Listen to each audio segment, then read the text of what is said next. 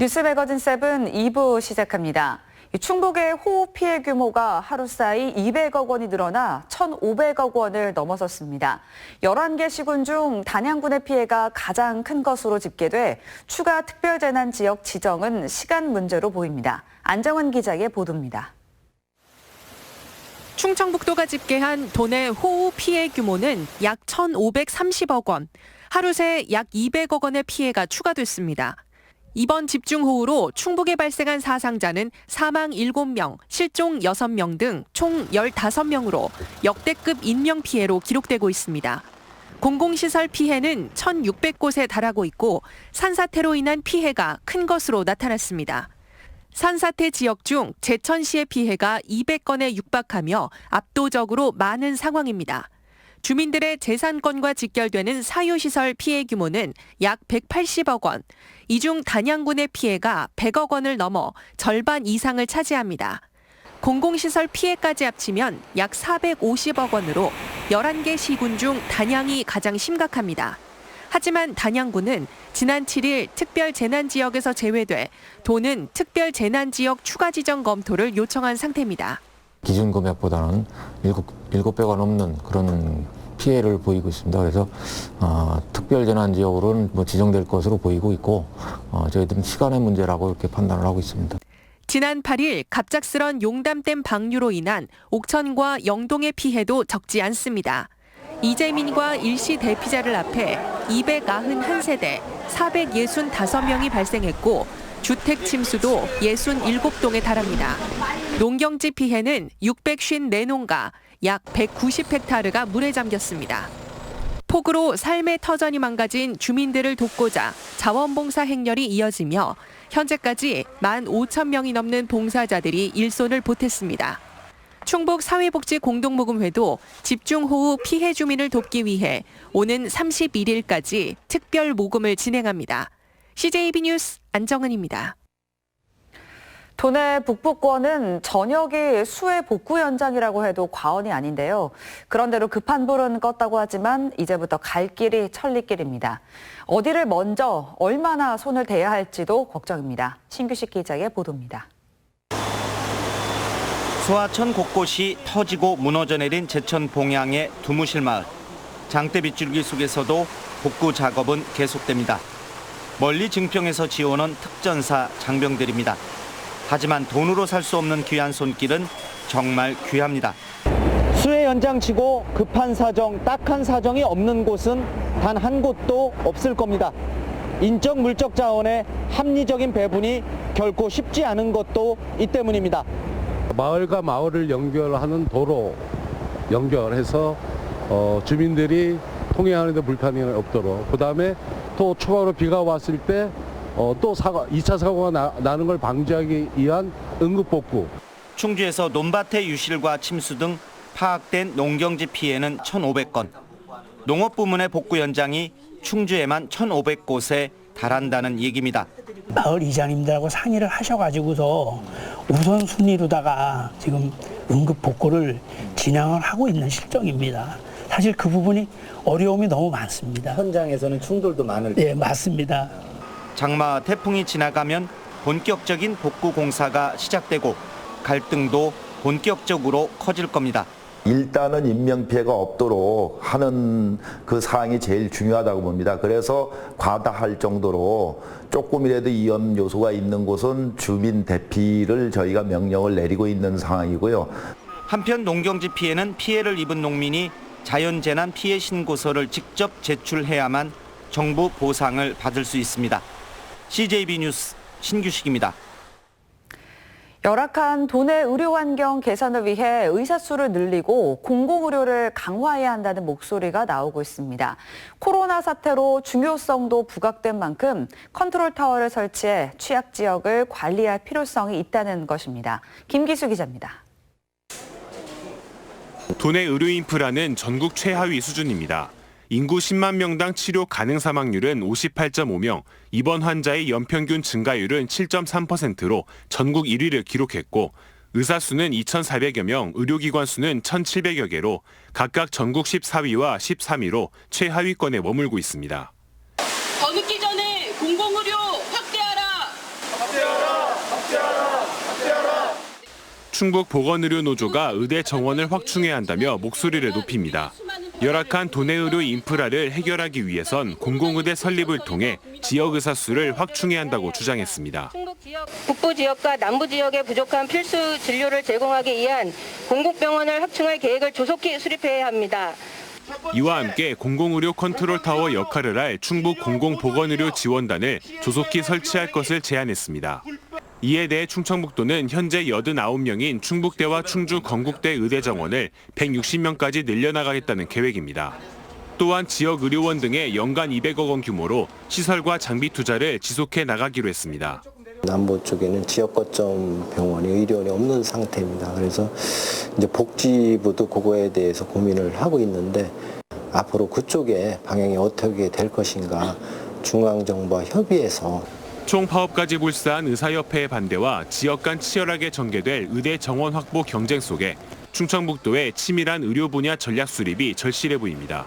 CJB 뉴스 김기수입니다.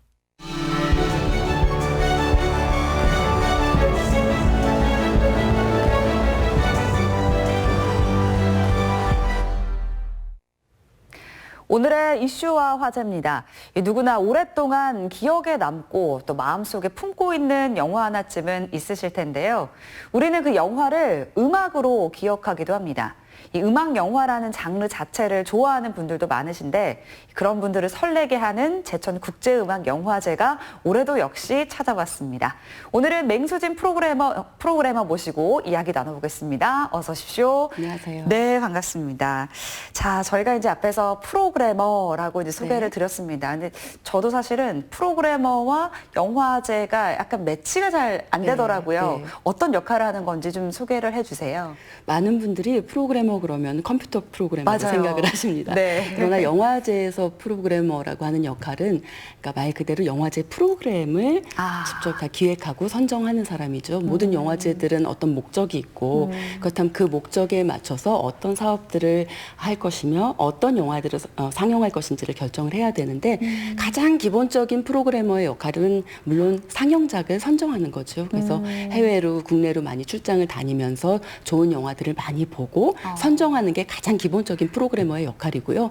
그리고 단순히 극장에서도 워낙 많은 영화들이 상영을 하고 있는데 개봉을 하고 있는데 영화제라고 하는 것은 그것보다 한 발 더 들어가야 되는 거잖아요. 그래서 그 상영한 영화들, 초청한 영화들이 어떤 의미가 있는지를 시민들과 관객들과 함께 공유할 수 있도록 많은 이벤트들, 프로그램 이벤트와 어떤 담론들을 생산하기 위해서 여러 가지 이제 기획 프로그램들을 같이 짜는 사람이 프로그래머라고 할 수 있겠습니다. 그럼 말씀을 들어보니까 오늘 이제 제천국제음악영화제에 대해서 우리 맹수진 프로그래머의 말씀만 잘 듣고 이제 즐기면 되겠다. 이런 확신이 좀 생기는 것 같습니다.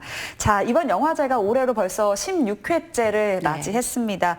내일 모레죠. 이제 13일에 개막을 하게 되는데 사실 이제 뭐 코로나19로 인해서 우리 생활 전반에 뭐 생활들도 바뀌었고 특히 문화생활의 양상들도 정말 많이 변화를 했거든요.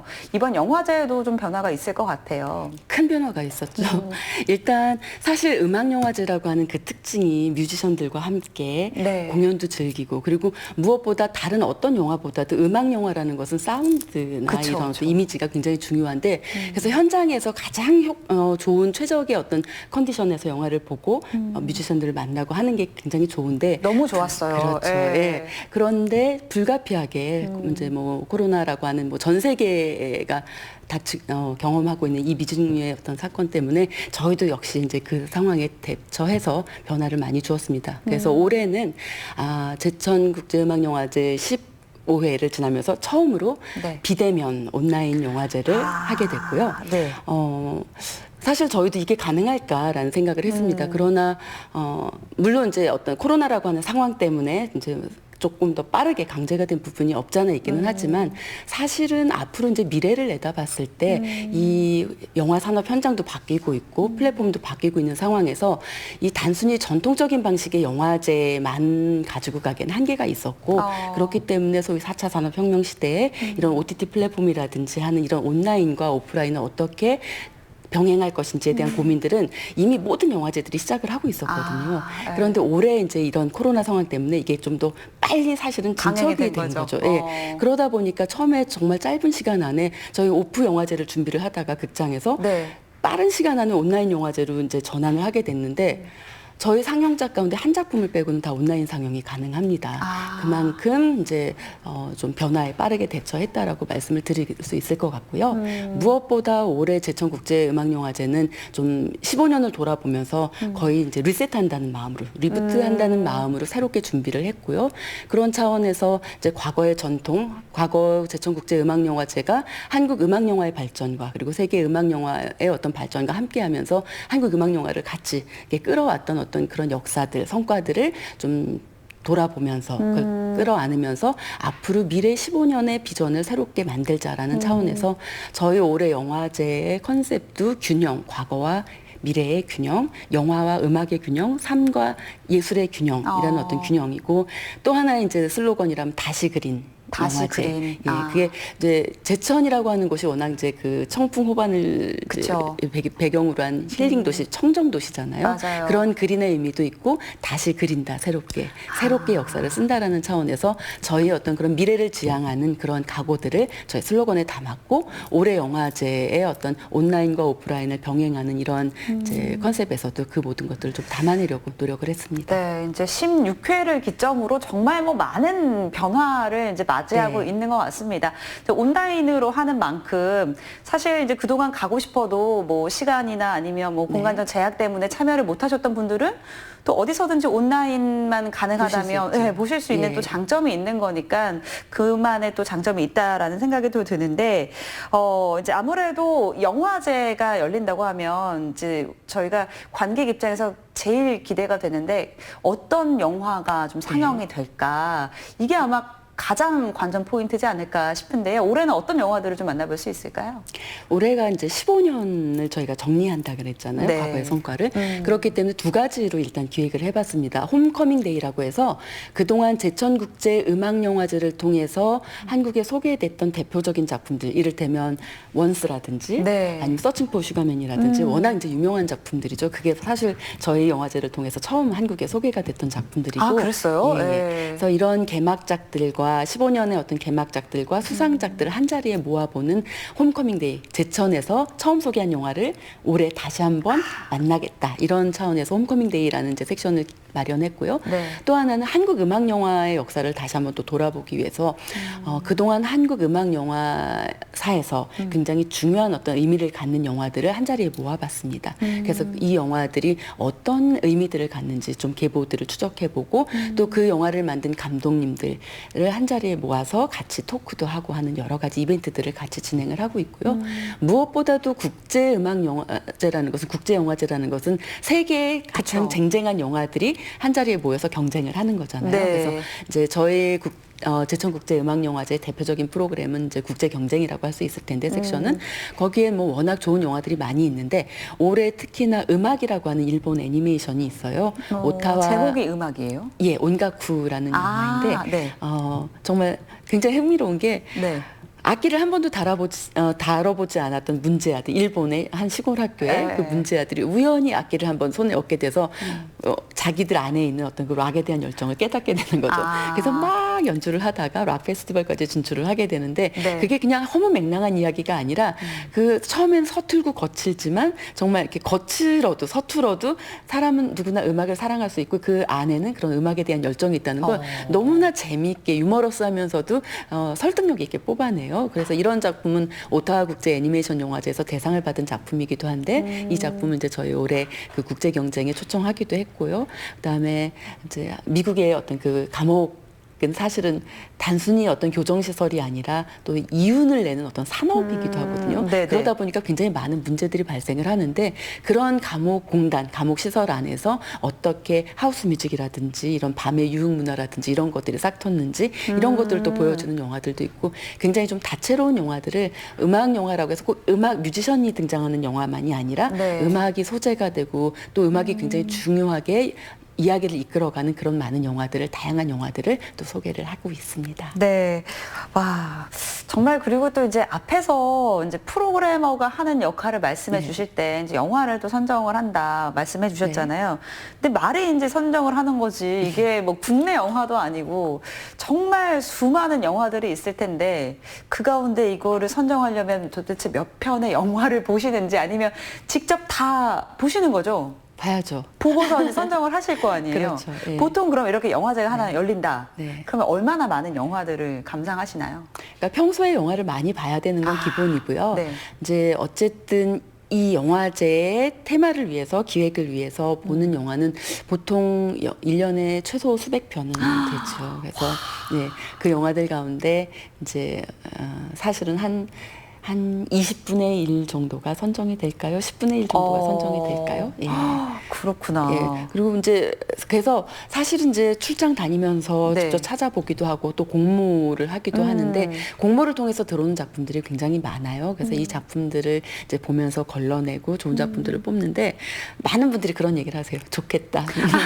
영화 보는 일이 직업이라서. 근데 그렇죠. 사실 영화 보는 거 싫어하는 분들 많지 않으시니까. 그런데 이렇게 누군가가 선정한 영화들, 이렇게 네. 잘 이렇게 뽑아놓은 영화들을 보는 건 매우 즐겁지만 그 많은 분들이 즐겁게 보실 영화들을 뽑기 위한 과정은 사실은 옥석을 가리는 과정이기 때문에 않죠. 힘들죠. 나름의 또 책임감도 있으실 것 그렇죠. 같고요. 예. 저희가 이야기를 하다 보니까 질문이 너무 많이 남았는데 시간이 좀 부족해서 이제 이틀 후면 이 네. 모든 것들을 이제 즐기실 수 있는 제천국제음악영화제가 열리게 됩니다. 올해는 어떤 영화 음악제가 됐으면 좋겠는지 그리고 또 함께 할 수 있는 영화제가 되기 위해선 어떤 게 필요할지 마지막으로 좀 정리 말씀 부탁드릴게요. 시간이 부족해서 많이 안타까운데 네. 아쉬운데요. 일단 온라인 웨이브라는 OTT 플랫폼에서 저희 모든 상영작들을 보실 수 있고요. 그래서 13일부터 17일까지 웨이브의 제천국제음악영화제 홈페이지를 클릭하시면 저희 영화를 다 보실 수 있고 그리고 무엇보다 현장에서 진행하는 토크라든지 여러 가지 콘서트 퍼포먼스들을 올해는 온라인으로 저희가 다 가져왔습니다. 네. 그래서 이것은 네이버 브이라이브를 통해서 13일부터 차례대로 순차적으로 오픈을 하니까요. 이건 또 1년 내내 보실 수가 있습니다. 그래서 아쉽게도 현장에서 제천에서 뮤지션들과 감독님들과 영화인들 함께 만나지는 못하지만 그분들의 그 생생한 이야기를 저희가 사전 촬영을 다 해서 네이버 브이라이브에서 다 공개를 하고 있으니까 같이 보시면은 여전히 즐거운 영화제 마음껏 즐기실 수 있을 거라고 생각합니다. 네, 13일부터 17일까지 네. 진행이 됩니다. 많은 분들 또 함께해 주셨으면 좋겠습니다. 오늘은 맹수진 프로그래머와 함께했습니다. 감사합니다. 고맙습니다. 네, 다음 코너입니다. 이상대 PD의 시선 순서인데요. 지난주 기생생물이 사람의 삶에 어떤 영향을 미쳤는지 알아봤습니다. 그저 해로운 줄로만 알았던 기생생물이 여러 분야에서 활용될 수 있다는 걸 알게 됐는데요. 오늘은 기생생물의 자원으로서의 가치와 이를 위한 충북의 노력을 살펴보겠습니다. 기생생물이 가진 무한한 가능성, 화면으로 확인해 보시죠. 기생생물이 그저 숙주의 영양을 빼앗고 건강을 위협하는 해충이 아니라 자원이 될 수 있다는 생각을 한 것은 기생충을 연구하는 학자들입니다. 충북대 의과대학 기생충학교실은 지난 2005년부터 우리나라에서는 처음이자 유일하게 기생생물 자원 은행을 운영하고 있습니다. 그리고 그 선봉에 있는 것이 기생충학자 엄기선 교수입니다.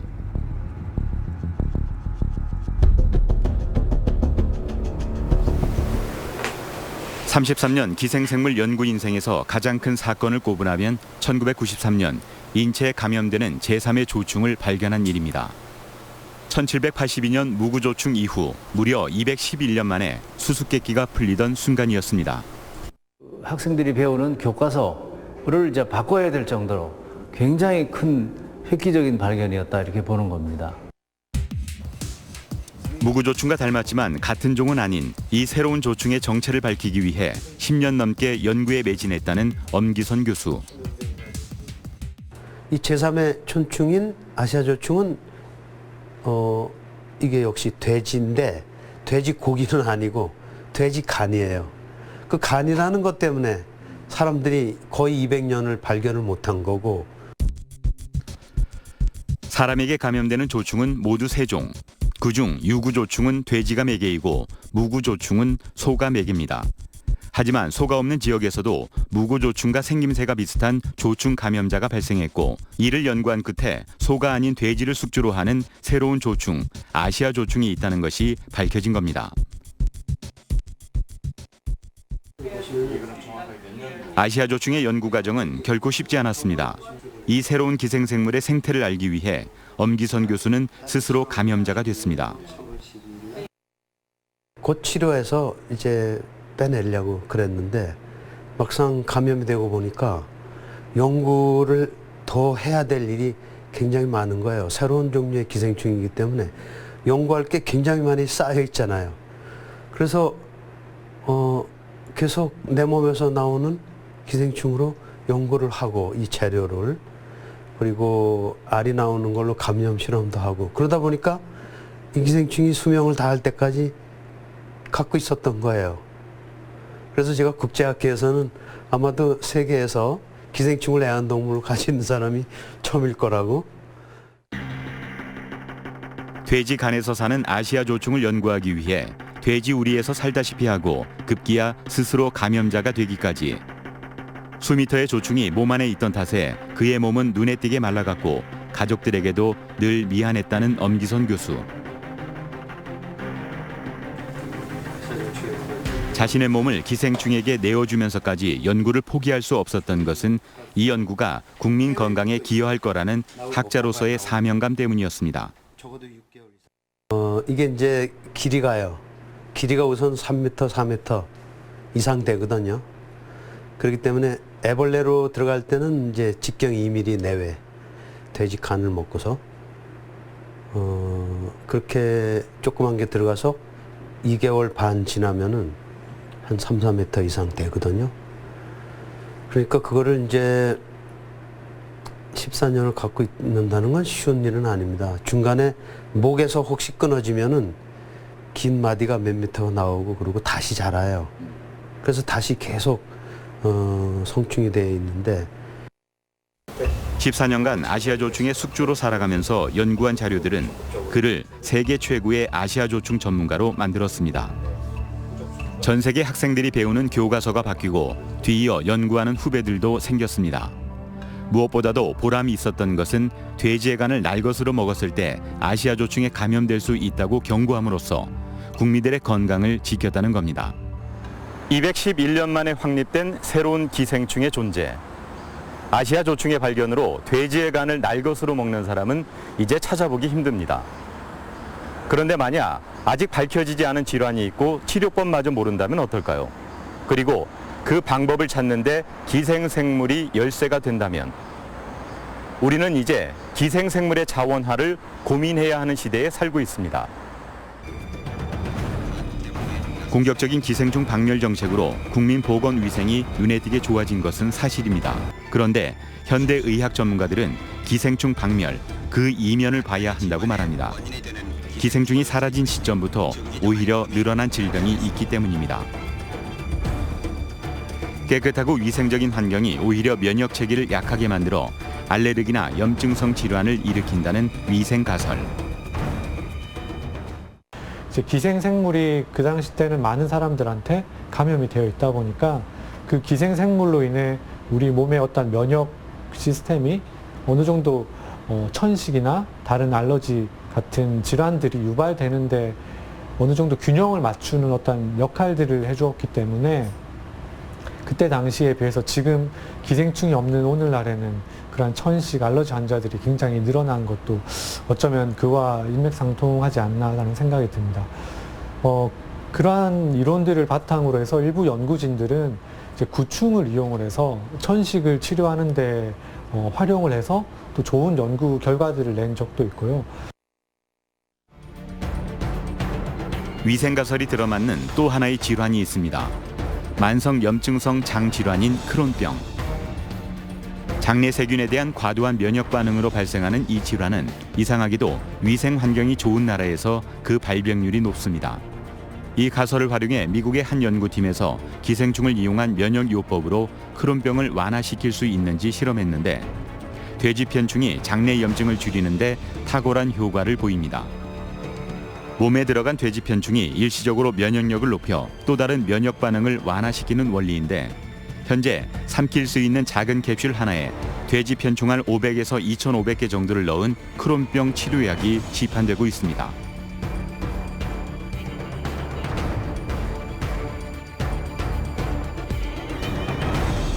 그런데 만약 이런 가설과 이론이 있다고 하더라도 소재가 뒷받침되지 않는다면 확인하고 실현할 방법이 없습니다.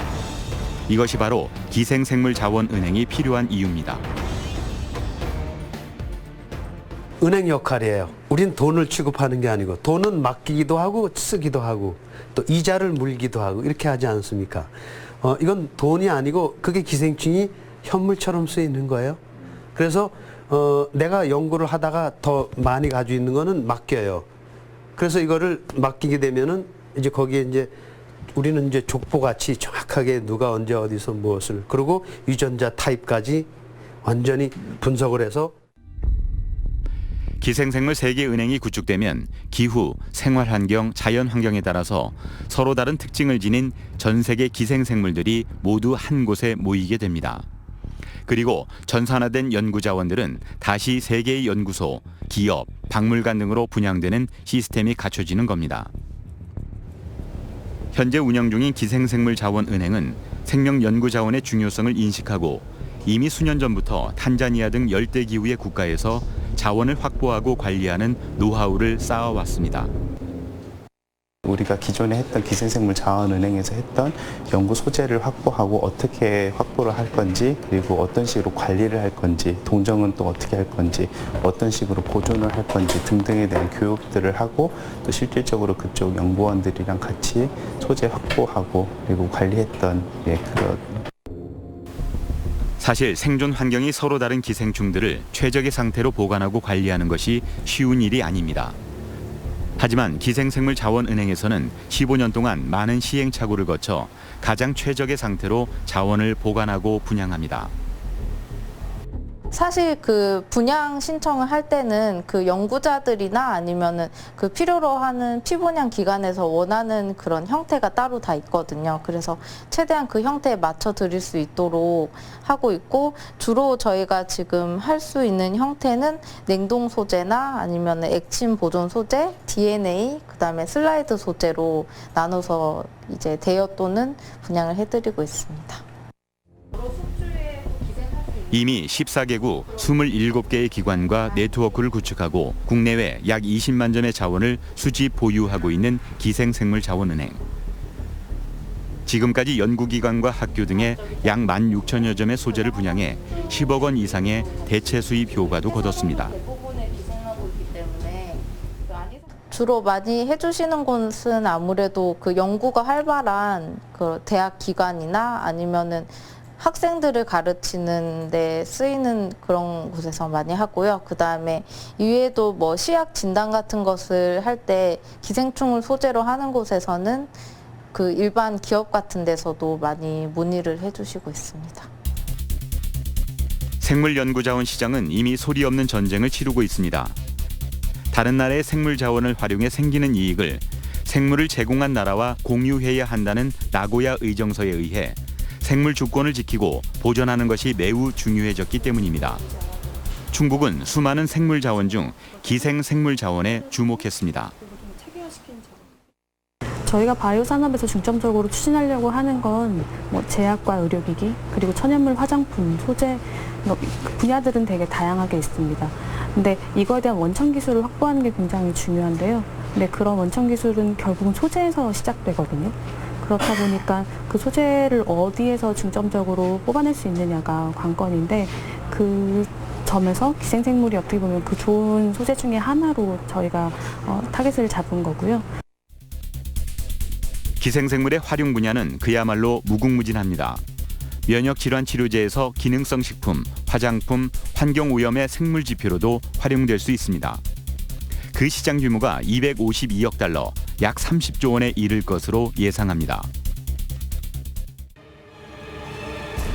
다양한 분야의 연구 재료를 공급할 수 있는 플랫폼으로 기생생물자원 세계은행의 구축 의미는 매우 큽니다. 그 가치를 극대화하기 위해 지구상의 자연 자원을 우리가 선점하고 활성화해 나간다면 아시아조충의 발견자로서 엄기선 교수의 이름이 역사에 남는 것처럼 인류 보건과학 발전의 충북 그리고 대한민국의 이름이 깊이 새겨질 겁니다. 모든 생물체들이 중요한 연구 자원이에요. 그래서 저희 은행은 인체, 가축, 애완동물 포함 이거 할 것 없이 그거 밑에는 이 세계 분포하는 아주 다양한 기생충들, 야생동물 기생충들까지 거의 손 안 댄 부분들이 굉장히 많습니다. 전부 확보해가지고 이것까지 지구에 있는 모든 기생충을 다 모아서 이 오송 지구가 아예 그냥 기생충 연구의 메카가 되겠다 하는 그런 야심이 있어요.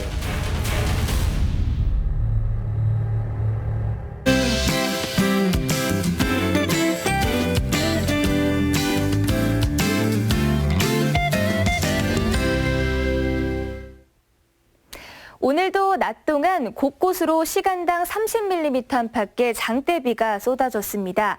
내일은 대체로 흐린 가운데 충북 전역에 소나기 소식이 들어있는데요. 예상 강우량은 20에서 80mm 정도가 되겠고요. 곳에 따라 천둥, 번개를 동반해 요란하게 쏟아지겠습니다. 언제 어디서 내릴지 모르는 특성에 대비해 내일도 우산은 챙겨주시는 게 좋겠습니다. 장마가 끝나고 나면 또 얼마나 더울까 벌써 두려우시죠? 당장 내일부터 낮 기온은 오름세를 보이겠습니다. 내일 청주의 한낮 기온은 31도, 특히 한낮 체감 온도는 34도까지 올라 후텁지근하겠는데요. 통풍 잘 되는 시원한 옷차림 하셔야겠습니다. 다음은 자세한 지역별 내일 날씨입니다. 내일 북부 지역의 아침 기온은 제천 23도로 출발하고요. 오후 한때 소나기 소식이 들어있습니다. 한낮 기온은 30도 안팎이 예상되고요. 체감 온도는 이보다 3도가량 높아 후텁지근하겠습니다. 남부 지역 역시 소나기 소식이 들어있고요. 한낮 기온은 영동이 30도까지 오르겠습니다. 모레 목요일에는 오후 한때 비 소식이 들어있고요. 주 후반까지 대체로 흐린 날들이 많겠습니다. 날씨였습니다. 마지막으로 오늘의 컷 7입니다. 카카오톡 채널에서 CJB 청주 방송을 추가한 후 여러분의 일상 등을 사진으로 보내주시면 오늘의 컷 7에서 소개해드립니다. 일상이 뉴스다. 뉴스 매거진 7을 마칩니다. 고맙습니다. 그때는 알지 못했죠. 우리가 무얼 누리는지. 거리를 걷고 친구를 만나고 손을 잡고 껴안아주던 것 우리에게 너무 당연한 것들. 처음엔 쉽게 여겼죠. 금세 또 지나갈 거라고. 봄이 오고 하늘 빛나고 꽃이 피고 바람 살랑이면은 우린 다시 돌아갈 수 있다고. 우리가 살아왔던 평범한 나날들이 다 얼마나 소중한지 알아버렸죠.